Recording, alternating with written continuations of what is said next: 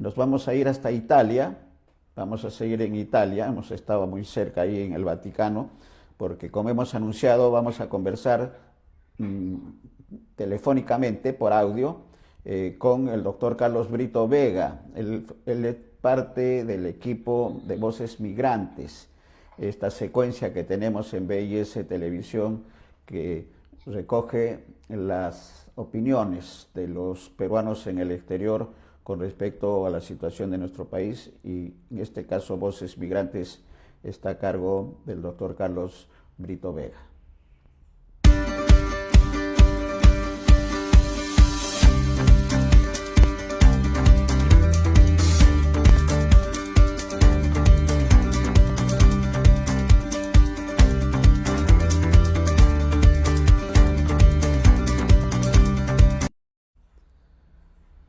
Muy bien, es la presentación y ya lo tenemos en la línea internacional telefónica para darle la bienvenida a esta secuencia de Palabra de Migrante a cargo del doctor Carlos Brito Vega, con quien vamos a conversar. No va a ser solamente la palabra de migrante del doctor Brito Vega, sino también vamos a dialogar. Las condiciones y las circunstancias de nuestro país creo que ameritan que podamos conversar un poco más, de manera que, doctor Brito Vega, desde Lima, Perú, le damos la bienvenida.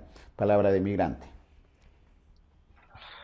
Gracias, Néstor, gracias, Lucero, y a todos los miembros que conforman BIS Televisión, abriendo puertas, y un placer volver a dar nuestras opiniones desde los peruanos en el exterior con una visión internacional de la crisis que está pasando en nuestro país. ¿Cuál es la opinión a la distancia, Carlos, con lo que ha ocurrido desde las primeras horas del viernes a hoy, lunes 13 de octubre? Bueno, la primera impresión es decir, yo lo tomaría en tres términos muy fundamentales. El primero es democracia. Es decir, esta es una demostración más de que en el Perú existe una democracia embrionaria, existe una falsa democracia, existe una democracia de caricatura, y esto hacemos ver a nivel internacional. Esto es una primera parte, una primera visión. El segundo elemento es de que hay una precariedad, y cuando hablo de la precariedad hablo de la precariedad política, institucional, llevada por esta clase política, y que se resume fundamentalmente en que en estas 4 décadas, donde hemos tenido aproximadamente 8 presidentes, de estos 8 presidentes casi todos se encuentran en la cárcel, con alguno que ha muerto, etcétera, y con otro que supuestamente se disparó y que no hubo ni una gota de sangre, y que pareciera que él está por las partes heladas de aquí de Europa.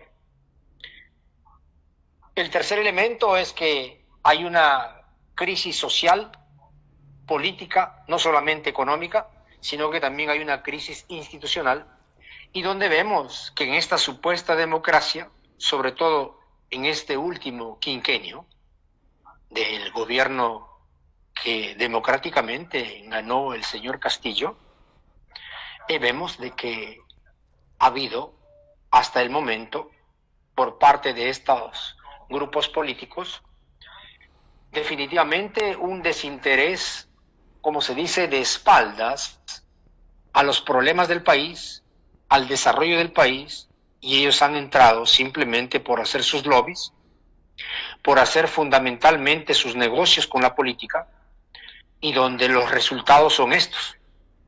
Y que también esta crisis institucional hace que en estos últimos 8 años hayamos cambiado prácticamente 3 presidentes, y esos 3 presidentes han sido vacados, cambiados por el Congreso, y por lo tanto ya no tenemos, incluso en términos ya de las ciencias políticas, no tenemos una democracia entre comillas, dentro de lo que significa el presidencialismo, sino más bien ha sido cambiado en la práctica por un gobierno parlamentario, porque es el Parlamento, es el Congreso el que define y decide vacar o continuar con los presidentes. Y por lo tanto, esto es una crisis institucional que no solamente atrasa al país, sino que incluso mata de manera brutal a lo que significa la esperanza de las nuevas generaciones, de los jóvenes, sobre todo ahora que se están movilizando como en los años 80, la generación Z, y hace ver esto de que hay dos agendas. Hay una agenda que la dicta el Congreso y su gabinete, y hay otra agenda que reclama la sociedad peruana. No solamente el pueblo peruano, sino que reclama fundamentalmente transparencia, reclaman derechos, reclaman dignidad y reclaman posibilidades para desarrollarse, ya sea no solamente en el trabajo, sino que también para desarrollarse desde el aspecto personal, social, cultural de los ciudadanos peruanos, y al mismo tiempo también las organizaciones sindicales y otras organizaciones gubernamentales y no gubernamentales, sobre todo en las calles, plantean que se vayan todos. Y en este pasaje, digamos, que existe en este momento, también las asociaciones que conforman la parte económica del país, también ellos plantean fundamentalmente que a través de lo que significan estos gremios empresariales, exigen estabilidad, respeto institucional en la posvacancia de Dina Boluarte, pero que sin embargo han pasado 3 días y en estos 3 días somos incapaces, es decir, incapaces en términos de esta clase política, que son incapaces de poder definir por lo menos ya los nombres y presentarlos de quiénes serán el próximo gabinete. Y yo pienso que en este próximo gabinete, avanzo aquí, si es que me hicieras tú la pregunta, ¿qué cosa es lo que debe de hacer este gabinete? Para mí que este gabinete debe de estar, si es que todavía les queda un poco de decoro, les queda un poco de dignidad, les queda incluso a esta clase política una pizca de lo que significa responsabilidad para nuestra patria, se hicieran un paso al costado y propusieran a gente decente, a gente limpia, a gente que no tiene denuncias ni tiene sentencias. Y eso existe tanto dentro como los que estamos fuera del país. Y por lo tanto, habrían simplemente 2 cosas que hacer con un presidente incluso que lleve 2 cosas muy fundamentales. La primera es a que vaya hacia un cambio de gobierno para las próximas elecciones limpias, transparentes fundamentalmente. Y el segundo aspecto es de que haga una lucha frontal en lo que queda de estos 9 meses, no solamente al sicariato, no solamente a la corrupción, sino también que haga de alguna forma que empiece a sentar las bases para desaparecer la narcopartidocracia, la mafia que se ha enquistado en las instituciones del Estado. Y cuando hablo de las instituciones del Estado no me refiero solamente al gabinete, al Congreso, no me refiero incluso al Tribunal Constitucional, etcétera. Me refiero incluso a las formas de gobierno dentro de una sociedad democrática, como son desde los distritos, desde las provincias, desde los departamentos, desde las regiones, y para llegar al gobierno nacional. Es allí donde se ha enquistado estas mafias. Y por lo tanto, también hay la necesidad de cambiar lo que significa las fuerzas del orden o las llamadas fuerzas que van a dar la garantía de la seguridad ciudadana. Pero sin embargo son ellos los que principalmente se ha visto en todos estos hechos y que han trasladado esta noticia a nivel internacional, donde vemos que incluso nuestra policía, hablo en general, que sea claro esto, en su generalidad, la policía se ha convertido en una especie de los procuradores, de los defensores de todo este sicariato y de toda la delincuencia que existe en el país. Y que por lo tanto esto ha llegado, como se dice, a una especie de una metástasis política de corrupción, y donde la única cosa hay que hacer lo que se llama una extirpación total.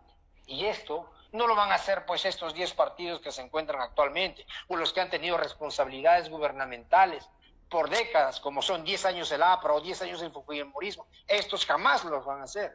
Simplemente Dina Boluarte, ya lo habíamos dicho, y te recordarás, estimado Néstor, Sí, lo habíamos dicho ya precedentemente, que Dina Boluarte no era otra cosa más que una especie de el cómodo para seguir vendiendo al Perú. Y esto es. Y aquí ponemos a la izquierda y a la derecha, de una parte, esa derecha fascista, homófoba, racista, entreguista, vendepatria, y de otra parte también con su aliado, que es esta izquierda, supuestamente entre comillas izquierda, también traidora de lo que significa la esperanza del pueblo peruano. Ojo, y aquí metemos a todos en su mismo saco, es decir, todos esta clase política, que es una clase política putrefacta, y asumo, si es que me deben de querelar, que querelen a mí, no a ustedes, no hay ningún problema. Así es que esto significa también que se ha roto, incluso se ha roto a través de este Congreso. Han sido ellos los primeros, puedo decirlo, los terroristas políticos institucionales, los que han roto, así fracturado, lo que se llama el ordenamiento jurídico del país, que se establece a través de una constitución. Querramos o no, tenemos una constitución del 93, pero en más de 64 artículos de esta constitución han sido modificados, es decir, casi un 40%. Y por lo tanto, no son competencias del Congreso, son competencias para sus cambios a través de lo que significa una asamblea constituyente o a través de lo que significan sus elecciones para hacer estas modificaciones dentro de lo que es la constitución actual del Perú. Y por lo tanto esto también pasa porque hay la necesidad de someter a un debate nacional de lo que implica una nueva Carta Magna, una nueva constitución, un nuevo contrato social, y por lo tanto eso tiene que nacer desde abajo. Y eso es lo que están manifestando las plazas en este momento. Eso es lo que ha dicho el Perú dentro y lo que también nosotros transmitimos desde afuera. Hace 2 días, el día sábado, también tuvimos una manifestación, un flash móvil con un grupo de peruanos aquí en el Coliseo Romano. Y justamente lo que estamos diciendo lo hemos manifestado allí.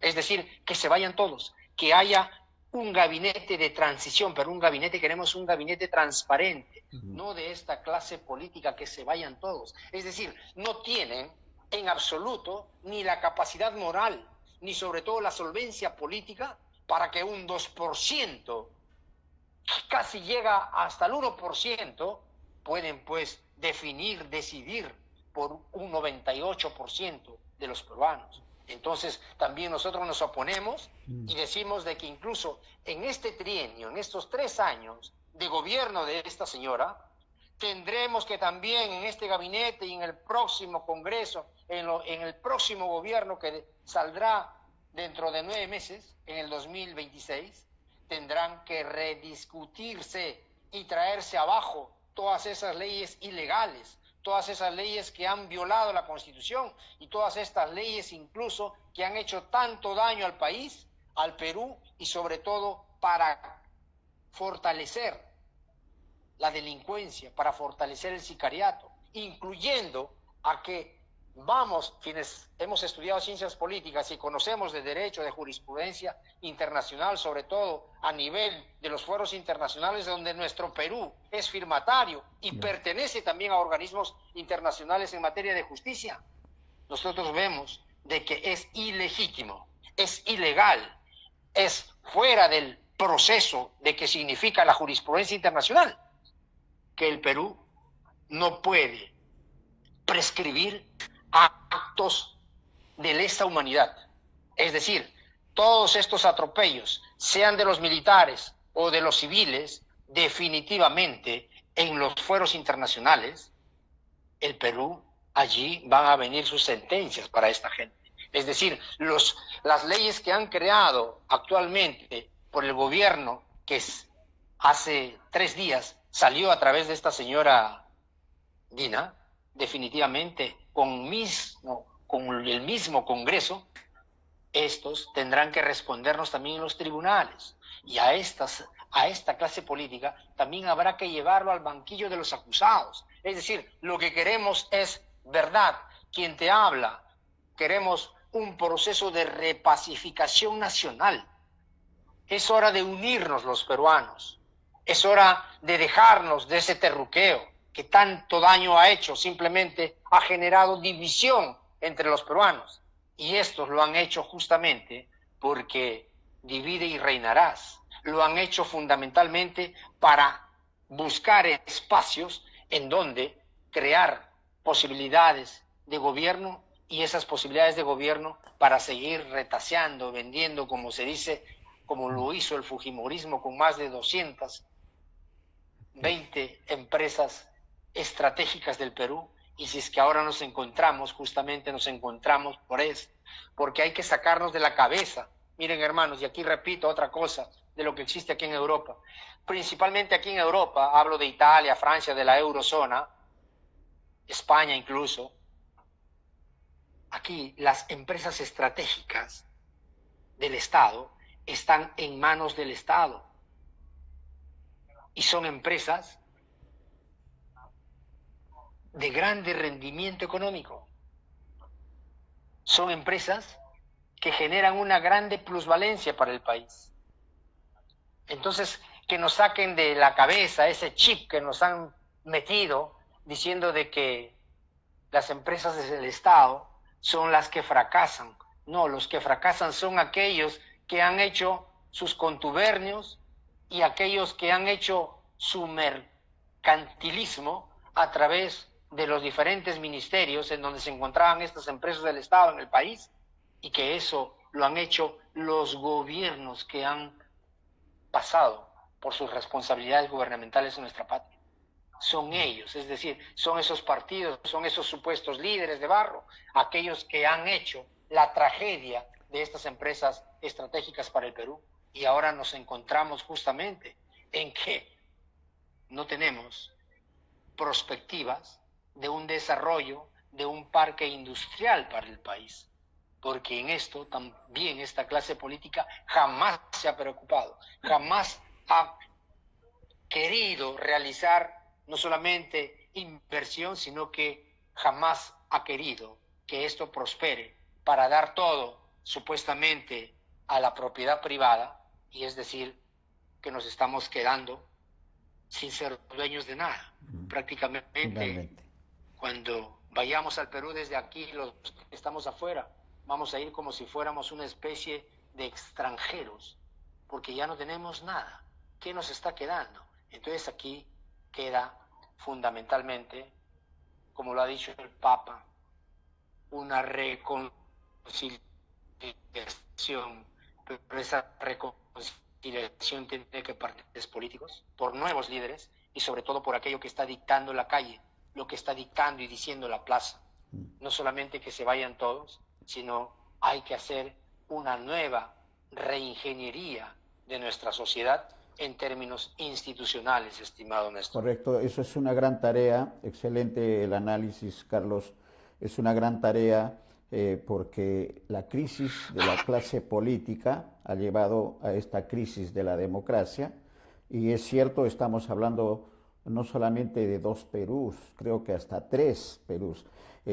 Aquel que tiene la visión del congresista, del ejecutivo, el Perú que lo dan los ciudadanos, las protestas, y hay un Perú olvidado que está en las zonas rurales y la Amazonía de nuestro país, de manera que hay una gran tarea, y ahí quisiéramos el comentario, Carlos, con la experiencia y la distancia, que también da cierta ventaja para ver con mayor tranquilidad qué está ocurriendo en el bosque. Y es que tiene que tener una gran tarea quien asuma la dirección del Estado a partir de abril del próximo año.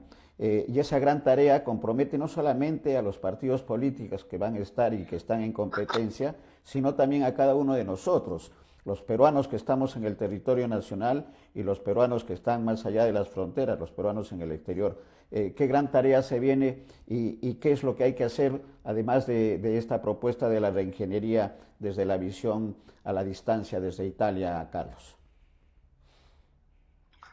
Bien, yo pienso que, digamos, en lo inmediato, este nuevo gabinete, que espero que no, como se decían por los años 80, que no sean este cambio de mocos por babas, como algunos lo dicen, de Guatemala a Guatepeor, También. o como lo decía el grande amigo a quien lo conocí cuando era un dirigente nacional universitario por los años 80 en el París, a Carlos Malpica, en uno de sus libros, cuando habló sobre, y decía, y eso tiene vigencia, imagínate, ese libro sobre la economía del país, en la cual tiene vigencia ahora y han pasado más de 40 años, en la que se decía viejas ataduras con nuevos nudos. Es decir, es lo mismo que quieren vendernos siempre esta clase política, que ha determinado siempre el poder del país. Entonces, en relación a tu pregunta, de inmediato lo que se tiene que hacer, hay dos cosas muy fundamentales. Este gabinete, espero que no sea ni de los fujimoristas, ni de los porquistas, ni de los acuñistas, ni de los erronistas, ni de los oportunistas, ni tampoco que sea esto de la izquierda ni la derecha, porque no existe en el país en este momento una izquierda en la derecha. Lo que existen son organizaciones criminales políticas, y asumo lo que digo. Eso es lo que se ve trasladándose las fronteras del país. No es que aquí en Europa estamos en el paraíso, pero la democracia es otra aquí. Hay una democracia mucho más participativa, mucho más directa, con sus mecanismos incluso de contrapeso en sus instituciones del Estado. Que esto no hay en el país, por el contrario. ¿Qué se han hecho? Se han inventado lo que se llama por parte del Parlamento peruano, ¿no? Se han inventado para tumbarse y derrotarlo, como se dice, a todos los presidentes y darle en esa configuración de la llamada vacancia presidencial por la supuesta incapacidad inmoral o moral permanente, ¿no? Y esto ha hecho pues una herramienta muy poderosa, ¿no?, para el control parlamentario. Es decir, presidente que no me gusta, hagámosle pisar el palito de la incapacidad moral permanente. Y ahí lo vemos a Castillo. Y no es que defiendo a Castillo, ¿eh? Yo lo que defiendo es la institucionalidad del país. Que sea claro esto. Que pueda haber una coincidencia con Castillo, sí. Desgraciadamente, Castillo también fue utilizado. Y ahí lo vemos a Cerrón, ¿no?, en lo que ha quedado. Entonces, fue el último bastión de la izquierda. Y también la izquierda tiene que ponerse las manos en remojo, y sobre todo sus llamados grandes estrategas, que son unos dinosaurios también ya de irse un poco a un costado, ¿no? Hay nueva gente, está la generación Z y hay otra gente, sí, mucho más.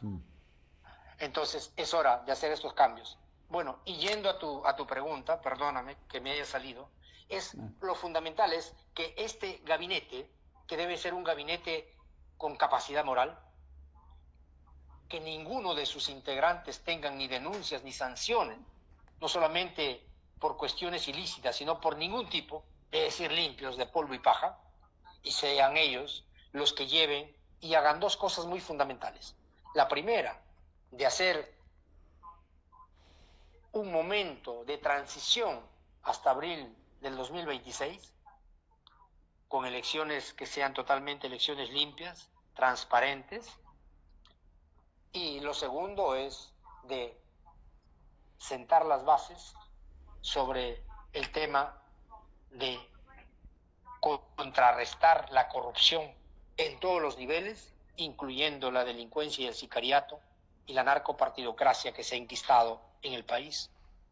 Y lo que debe de hacer posteriormente el próximo gobierno, pero aquí antes que llegue a ser este próximo gobierno, pensamos que hay la necesidad de construir y considerar a todas las sangres, y cuando digo a todas las sangres me refiero a esas opiniones de avanzada. El Claro. Perú lo que necesita antes de este gobierno que debe de venir es conformar, crear confluencia, construir unidad. Tenemos el tiempo, tanto dentro y fuera del país, no solamente a esos pequeños partidos de los 40 y tantos que existen, 42 si no me equivoco, Sí. en que podamos unirnos con las organizaciones sociales que nos encontramos fuera del país y dentro del país, en armar lo que se llama un frente progresista para el desarrollo del país, que vaya más allá de las cuestiones ideológicas, que vaya mucho más allá de las cuestiones doctrinarias, sino que vaya con un principio y con un ideario político que implique el desarrollo del país, el desarrollo social, el desarrollo económico, las posibilidades de progreso, y donde también se considere de manera muy importante a un desarrollo de la economía en lo que significa con un nuevo modelo económico. Nosotros nos oponemos a un mercado libre que en estas 4 décadas, 5 décadas, esto es lo que ha hecho en nuestro país. Se ha vendido todo. Lo que nosotros necesitamos es que el Estado debe de ser fuerte, recuperar sus empresas estratégicas y sea dictado por una nueva economía. Y esta economía sea la economía circular social, aquella que se opone a los grandes monopolios y aquella que incluso defiende los mecanismos para salvaguardar la naturaleza y el medio ambiente, y fundamentalmente que la economía circular social es aquella que garantiza un desarrollo armónico de la economía a través de los pequeños, medianos y grandes empresarios, como sucede aquí en Europa. Entonces, esto es lo que nosotros necesitamos, incluyendo también, y aquí tiro un poco de agua para nuestro molino, el día 16, es decir, dentro de 2 días, ya estaba programado hace más de 2 meses, voy a ser ponente, y donde aquí hay la necesidad, por ejemplo, para desarrollar lo que significa la nueva economía del Perú a través de la economía circular social, y justamente lo que queremos es, y esto no pasa por el Congreso, lo hemos pedido ya desde, Néstor, te vas a reír, si estuviera Javier Díaz Canseco vivo, Daría fe. no sé qué nos diría. ¿Y qué pasó? Ya desde el 2010, 2011, es decir, hablamos de 15 años atrás, planteamos que a través de lo que implican en su artículo 118 De la Constitución. y en la Constitución, en su artículo 118, la cual señala sobre las funciones del presidente de la República, y en la cual también manifiesta en sus numerales 1, 8, 12, que es el responsable de la política exterior, y por lo tanto depender del primer ministro, del presidente y del gabinete la creación de un Instituto Nacional de los Peruanos en el Exterior para poder delinear las políticas de Estado para el desarrollo del país, y no solamente donde nos encontramos fuera, sino para hacer los import-export, y sobre todo en lo que significa la agroalimentación, porque ahorita, en este momento, somos más de 4,5 millones de peruanos que nos encontramos fuera del país. Correcto. Y que eso es su mercado de los productos agroalimentarios. Somos nosotros sus principales consumidores, y por lo tanto podemos crear un ping-pong, o como dirían los economistas, ¿no?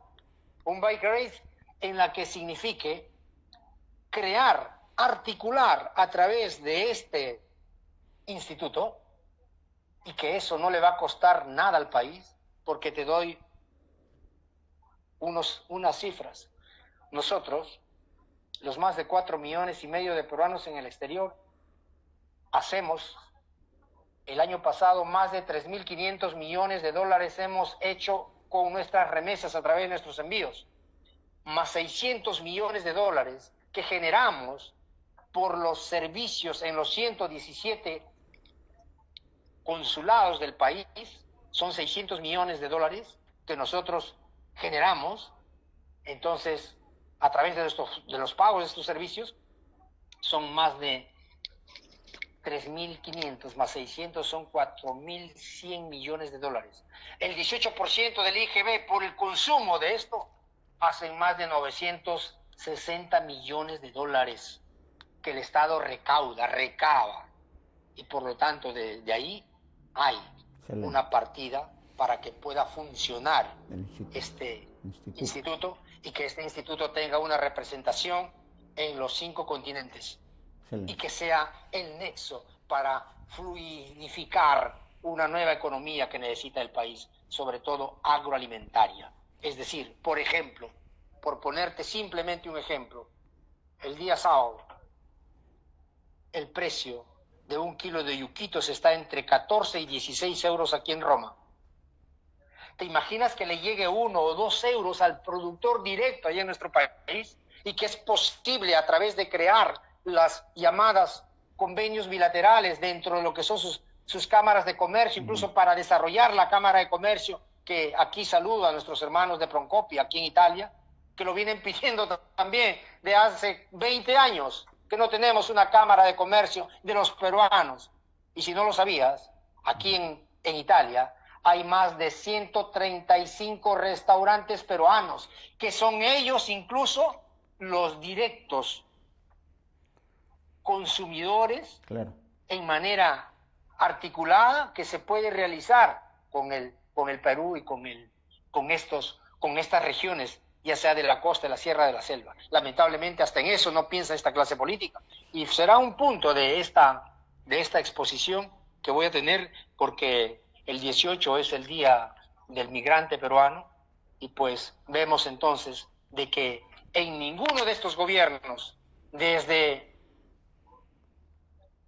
el inicio de lo que fue las grandes diásporas que estamos por el mundo, de los peruanos, en ningún gobierno hemos sido parte de su agenda política. Y aquí hay que resaltar, y el único que tuvo las intenciones y hizo algo, ¿sabes quién fue? El gobierno de Toledo.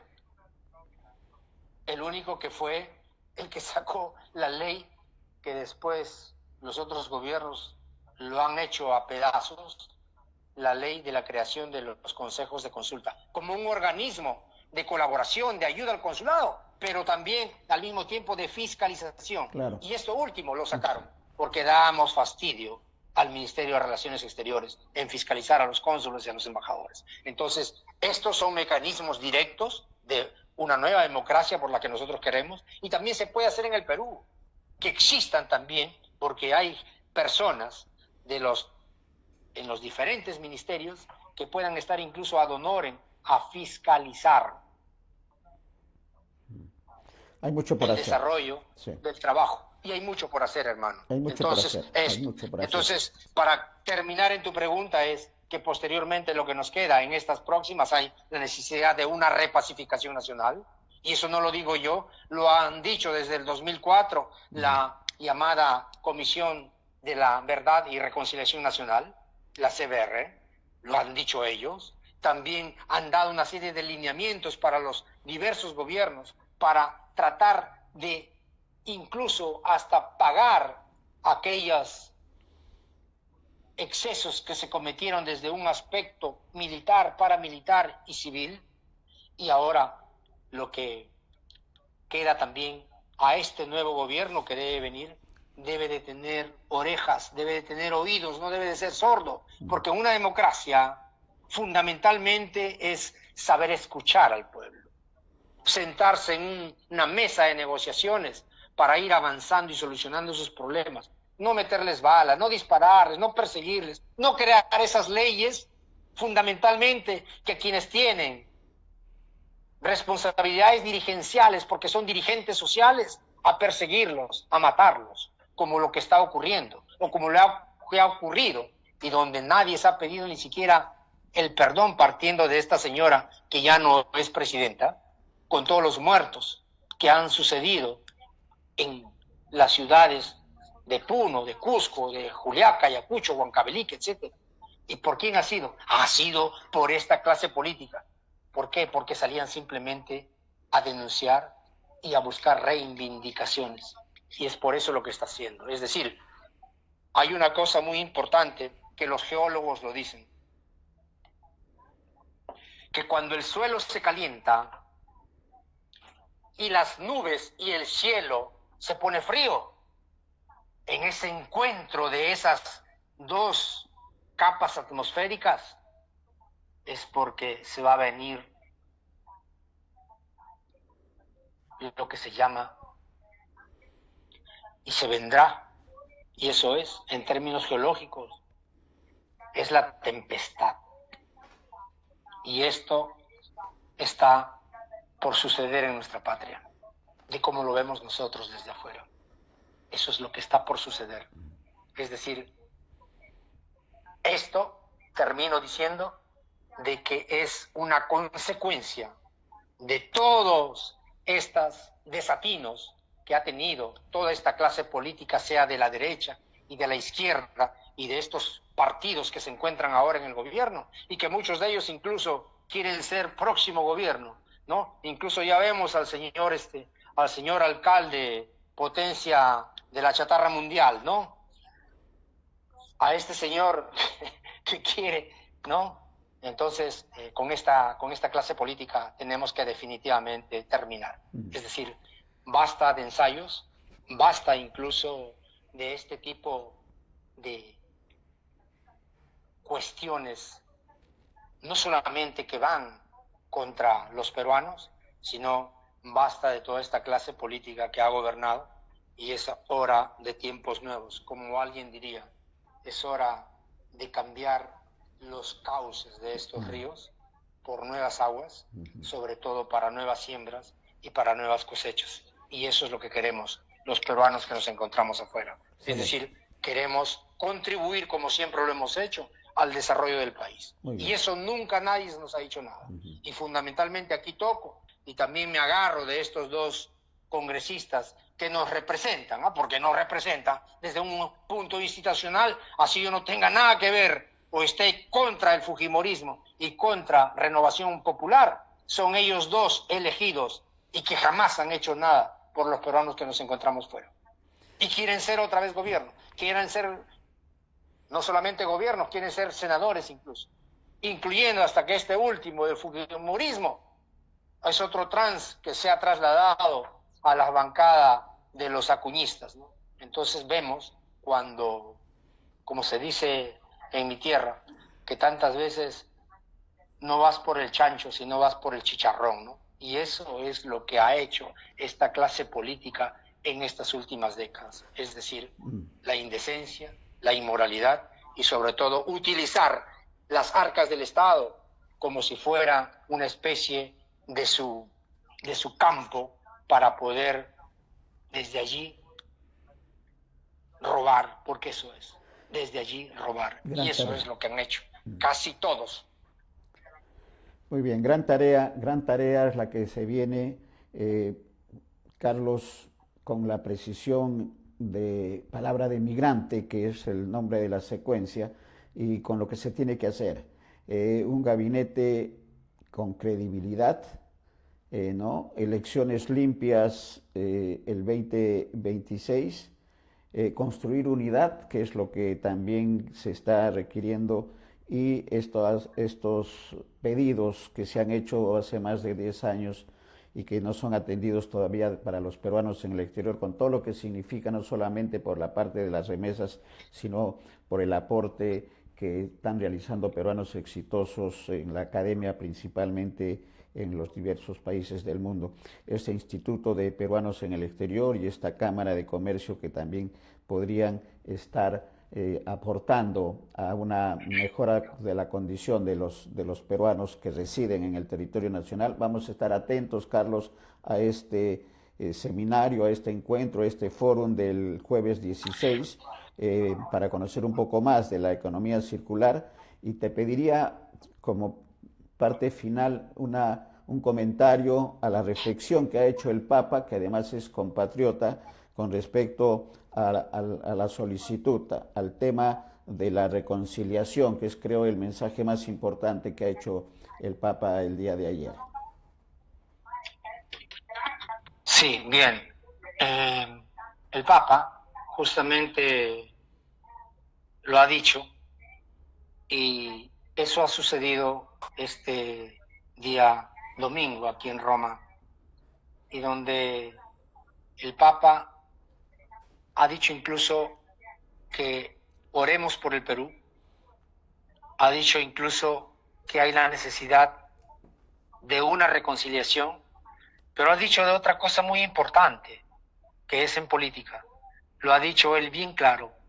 Ha dicho que el gobierno o este nuevo gabinete debe saber escuchar. Es decir, en pocas palabras le ha dicho que la política debe de tener y desarrollar aquello que se llama la cultura del saber escuchar a esos pedidos que hace la población. Porque pensamos que la política tiene un objetivo central. ¿Y cuál es la política como objetivo central? Las ciencias políticas nos enseñan que la política sirve como un instrumento para el desarrollo. La política sirve como un instrumento para dar no solamente credibilidad institucional, sino para que las instituciones estén al servicio de los ciudadanos, para que las instituciones sirvan como un input para poder realizar un desarrollo de la economía, de la cultura, de la inteligencia artificial, de lo que significa incluso que las universidades sirvan como un mecanismo de desarrollo para el conocimiento universal y al mismo tiempo de instrumento para el desarrollo regional en donde se encuentra. Pero sin embargo también esto lo hemos visto, que las universidades, aparte que no pagan, sobre todo las privadas que no pagan impuestos, se han convertido solamente en negocios. Entonces, toda esta suma de estas situaciones han hecho, pues, en que lleguemos a lo que hace un momento te decía, ¿no?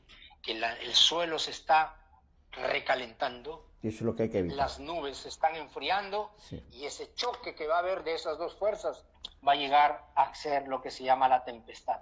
Y la tempestad trae truenos, trae lluvia, trae incendios, trae incluso devastaciones. Y esto es lo que puede ocurrir en nuestro país. Claro, y termino citándote a un par de grandes pensadores políticos, filósofos, para estar en equilibrio, porque mis 35 años por Italia, amo al Perú como amo a Italia, más de la mitad de mi vida me encuentro aquí en Europa, y cito primero a José Carlos Mariátegui, que cuando aquí en Europa ya él lo vio hace más de 100 años, y él tuvo esa percepción, y en la que dijo, ¿no?, que el Perú, ¿qué es lo que necesitaba? Una revolución, un cambio. Cuando hablo de revolución no significa que el poder nace del fusil, que sea claro esto, eso ya fue. Cuando hablamos de revolución, evolucionar, a eso nos referimos, ¿no?, en todos los aspectos, no solamente cognitivos, académicos, etcétera, sino que decía que la revolución no debe ser ni calco ni copia, sino más bien debe ser un proceso heroico de los pueblos. Es decir, que debe de ser una creación heroica de los pueblos. Miren esa magnitud de ese mensaje. Y para terminar, toco a un cagliaritano, a un sardo, uno de la Sardeña, Antonio Gramsci, cuando en uno de sus libros habla, ¿no?, sobre cuando decía odio la indiferencia, ¿no?, y fundamentalmente se refería a esa indiferencia política, que es el peso muerto de la historia. Entonces, estos dos, digamos, grandes pensadores, uno por el Perú en América y otro en Europa, nos enseñan que el momento es de unidad, que el momento es de confluencia, que el momento es de organizarnos, que el momento es de tendernos la mano y que el momento es que pongamos el Perú primero y sobre todo con un nuevo referente político que sea una nueva, no solamente clase política, sino también que a esta clase política tiene que estar intervenida con lo que es un proyecto político integral para el desarrollo del país en todos los aspectos, de aquí a 30, 40, 50 años, como lo que sucede aquí en Europa. No podemos hacer, como se dice, más laboratorios, más ensayos. El Perú necesita de una clase política, de un contingente de hombres, mujeres, jóvenes y adultos para poder estructurar y para poder reabrazarnos y construir un Perú moderno, un Perú solidario, humano, de todas las sangres y sobre todo sin corruptos, venga de donde vengan, así sea mi hermano, eres un corrupto y vas sacado de las decisiones y sobre todo de las responsabilidades gubernamentales e institucionales. Gracias. Muchas gracias. Gracias, Carlos. Gracias. Un abrazo y estaremos comunicándonos. Y bueno, y que los apus y los dioses nos iluminen, sobre todo, no solamente a elegir, sino a construir unidad para nuestra patria, que tanto lo necesita. Y no podemos estar indiferentes viendo que el muerto pasa debajo del puente y que se desangre en nuestro país. Definitivamente. Eso no lo podemos permitir. Para nada. Muchas gracias. Y gracias también, Carlos. El Perú, como lo dijo Basadre, es más grande que sus problemas y hay todavía una cuota moral importante dentro de los peruanos que tienen que salir a flote para los cambios que se están necesitando ante esta crisis de la clase política en nuestro país. Gracias, Carlos. Y en esa Perdóname, línea... Sí. Néstor, perdóname 10 segundos. Sí, claro, adelante. Que lo hago con todo ese respeto que va por parte de los, aquí asumo como FOPEX, por las comunidades de los peruanos que nos encontramos acá en el exterior, a un gran hermano, a Wilmer Domínguez, un periodista, un comunicador como tú, de aquella comunicación, de aquella prensa libre, de aquella prensa alternativa, que residía en Barcelona, aquí en España, lamentablemente nos ha dejado y van nuestras condolencias, nuestro apoyo psicológico, moral y nuestra solidaridad a su esposa, hijos y sobre todo a todos los familiares. Y que Dios te tenga en su gloria, Wilmer Domínguez. Inti Noticias lo llevamos en nuestros corazones. Muchas gracias. Gracias, Carlos, y hacemos suyo también el pésame a la familia de Wilmer Domínguez, igualmente a los peruanos, porque finalmente la pérdida es de un peruano y estamos todos en ese sentimiento de pésame fraterno. Gracias, Carlos.